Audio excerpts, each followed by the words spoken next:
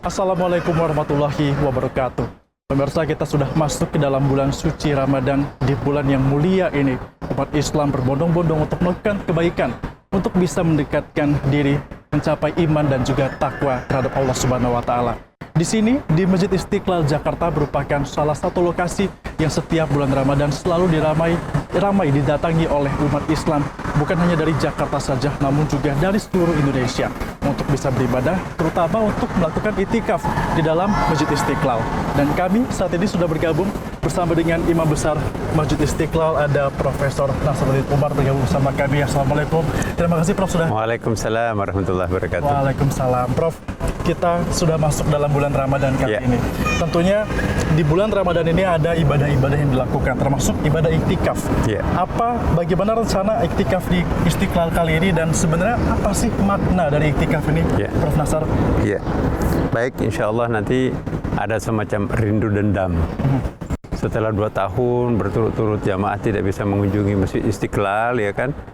Dan insya Allah tahun ini diperkirakan akan terjadi ledakan pengunjung Masjid Istiqlal.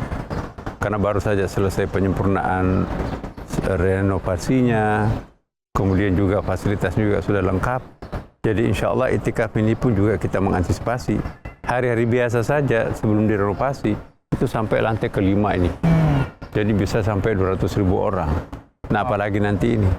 Tapi itu indah pemandangannya, karena begitu sahur mereka itu pada gelar terpal, karpet. Dan lucunya, istimewanya ya, bukan hanya orang biasa, tapi menteri juga ada.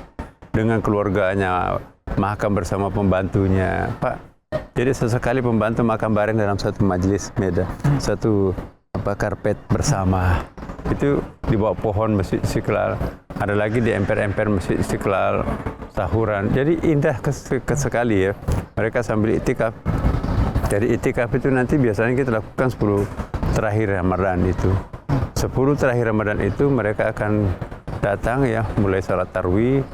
Nah, mereka sudah lengkap dengan persiapannya. Kan di sini kan juga banyak catering, di sini juga banyak orang pesan bisa ojek online ya kan. Juga ada di sini IJF bisa pesan khusus untuk makanan-makanan sahurnya.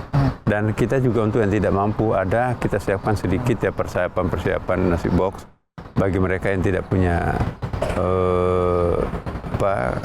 untuk makan sahur. Tapi biasanya jarang. Prof, kita perlu bersyukur karena di tahun ini pandemi sudah semakin menurun angkanya, sehingga iktikaf bisa dilakukan. Tapi Prof, kalau kita flashback lagi ke 2 tahun belakangan, Prof Nasar sebagai Imam Besar Masjid Istiqlal di tengah pandemi saat itu, kegiatannya seperti apa, Prof? Ya, kebetulan waktu renovasi Istiqlal itu kita mengumumkan bahwa akan diliburkan Istiqlal itu selama 1 tahun karena kita akan renovasi besar. Belum sampai kita umumkan untuk ditutup, tiba-tiba ada COVID yang menutup. Jadi belum jadi kita mengumumkan bahwa Istiqlal itu akan direnovasi besar, para pengunjung tidak boleh berkunjung lagi karena itu akan ditutup dengan pagar seng, karena akan direnovasi berat. Belum sampai kita umumkan tiba-tiba ditutup oleh COVID. Nah, setelah Istiqlal jadi, kita buka penutupnya pagarnya, COVID-nya juga sudah pergi. Nah, akhirnya orang kaget, loh kok Istiqlal seperti berubah total nih kan. Sungainya kita percantik di sekeliling Istiqlal, kemudian di bawahnya ada basement, nggak ada lagi parkiran, nggak ada lagi hiruk pikuknya pedagang-pedagang kaki lima di seputar Istiqlal seperti dulu, susah kita masuk kan.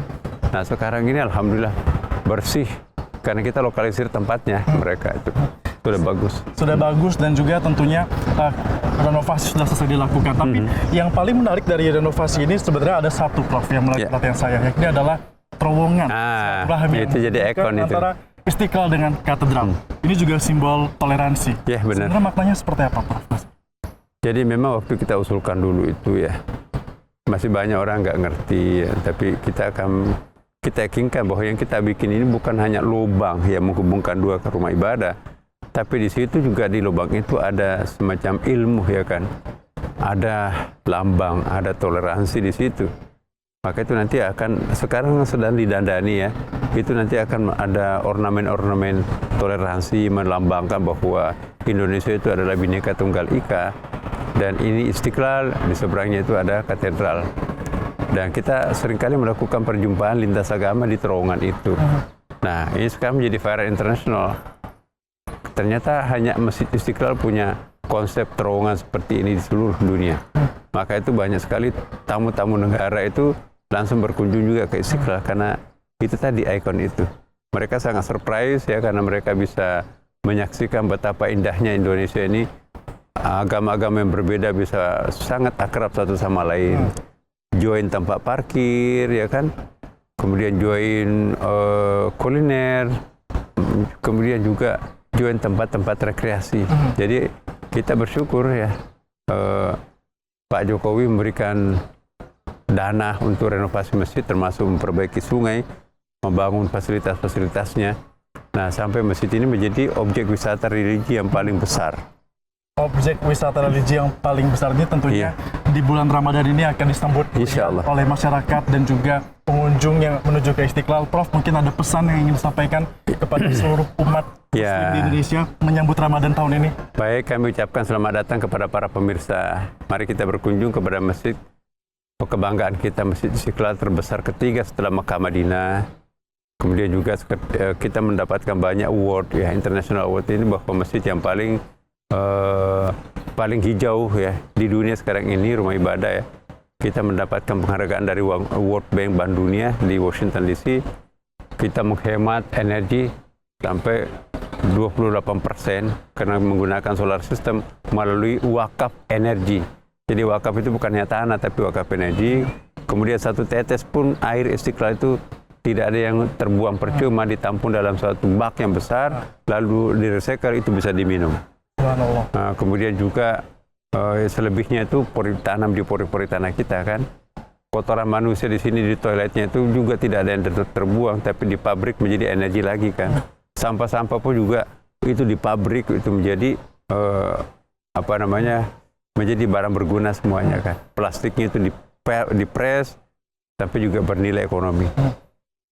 Sedemikian rupa dipikirkan agar Istiqlal ini bukan hanya bisa nyaman bagi jemaah, tapi juga bisa bermanfaat. Dan satu poin lagi, yang pertama di dunia ini menggunakan teknologi metaverse.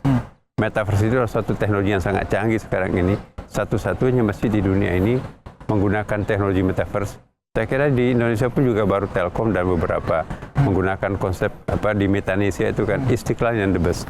Wow, satu-satunya masjid yang menggunakan teknologi metaverse. Semoga ini bisa bermanfaat pada umat. Insya Allah. Nasar, terima kasih sudah bergabung bersama kami di Metro TV. Selamat datang kepada para pengunjung semuanya ya. Di bulan Ramadan. Bulan Ramadan. Jadi wawancara saya bersama dengan Imam Besar Masjid Istiqlal. Semoga bermanfaat. Wassalamualaikum warahmatullahi wabarakatuh.